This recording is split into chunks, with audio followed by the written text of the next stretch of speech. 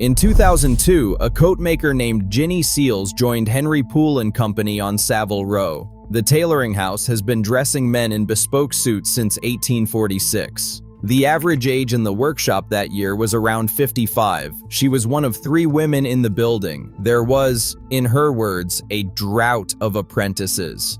This wasn't unique to Henry Poole. Across the street and down it, the same story was playing out inside nearly every tailoring house that had survived the 20th century. Bespoke tailoring isn't a trade you can pick up from a book. It's transferred from hand to hand over years inside a small number of rooms in a small number of buildings. And by the early 2000s, those rooms were running short of both teachers and students. The ready-to-wear industry had made suits cheaper, faster, and less necessary to understand. Fewer young people saw a future in learning to cut cloth for a living.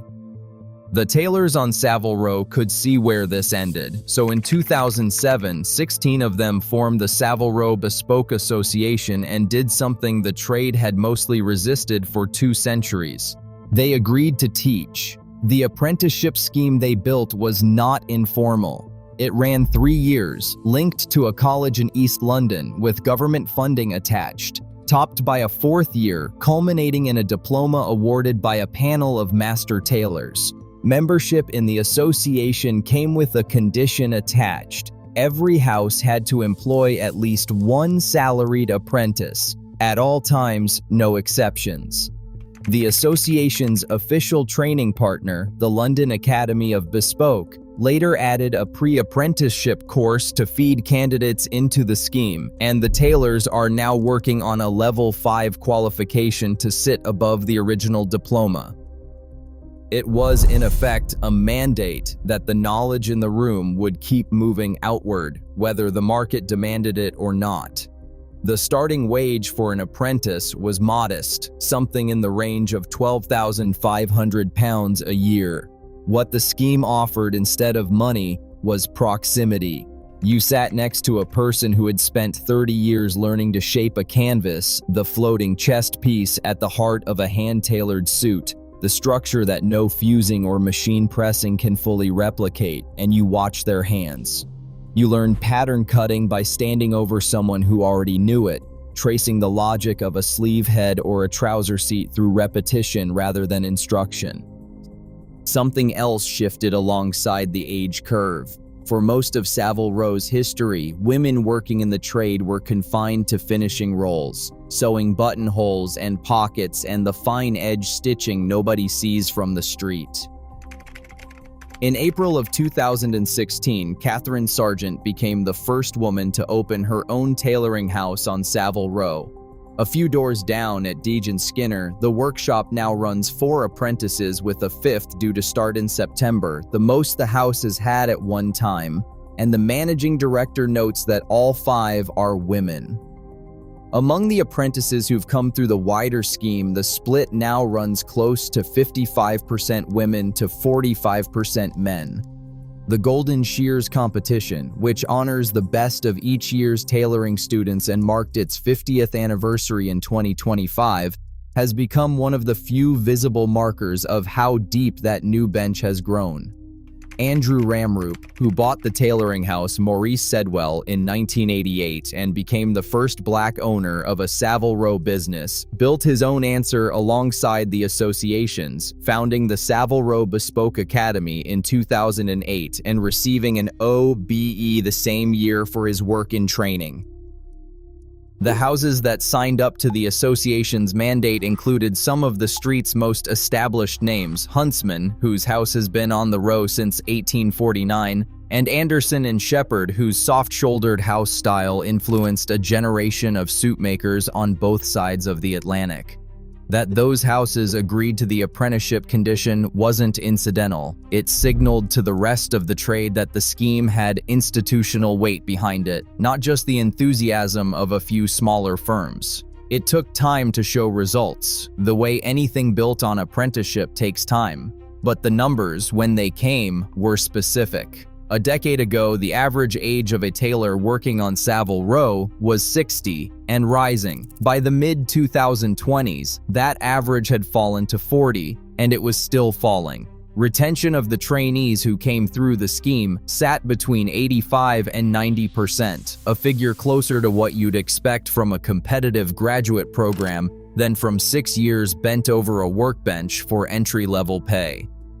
55 diplomas had been awarded since the program began, with more still in progress.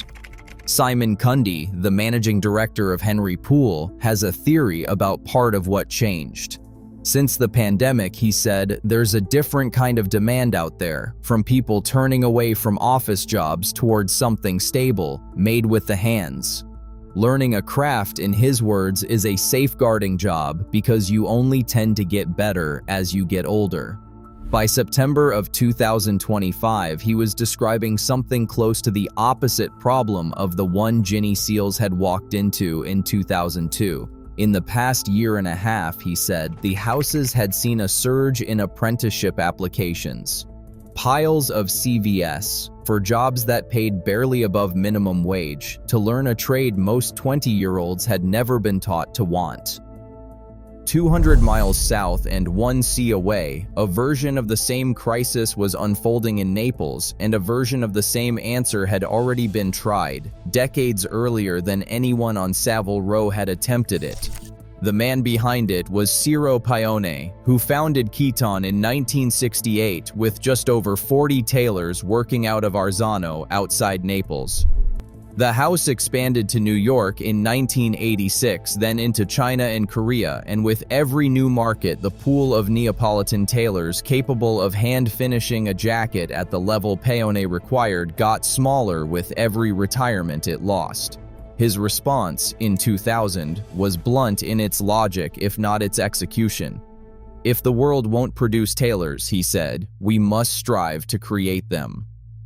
What he created was a school. Not a marketing exercise attached to the brand, but an actual 3-year training program run inside Kiton's own workshops, taught by the company's retired master tailors, open to 16 to 21-year-olds, mostly drawn from the surrounding Campania region. The first 2 years covered the complete construction of a jacket, start to finish, the canvas work, the hand-padded lapels, the Milanese buttonholes that take a trained hand upward of an hour each to work. The third year specialized. Students who finished were gradually absorbed into the company itself, working alongside the very tailors who had trained them. 3 years, as it turned out, was only the beginning. There's a rule inside Neapolitan tailoring that 7 years in a workshop is what it actually takes to master the craft, and Kiton's school was structured with that understanding built in, rather than denied. Paone wasn't trying to shortcut the 7 years, he was trying to make sure there'd still be workshops left to spend them in. By its own count, in the first 19 years of the program, roughly 100 tailors passed through the school and into the company. The house Paone built around that school has since grown to roughly 800 employees across 5 production sites in Italy, selling into 73 markets, and by the company's own figures, more than half of that workforce carries the title "The school exists" to keep supplying. In 2024, more than 2 decades after it opened, the school became the subject of an exhibition at the Triennale in Milan, curated from the museum's own fashion archive, its history presented as a model other houses might replicate. What connects Savile Row's apprenticeship mandate to Kiton's private school isn't geography, and it isn't the fact that both trace back to the same broader tradition of hand tailoring.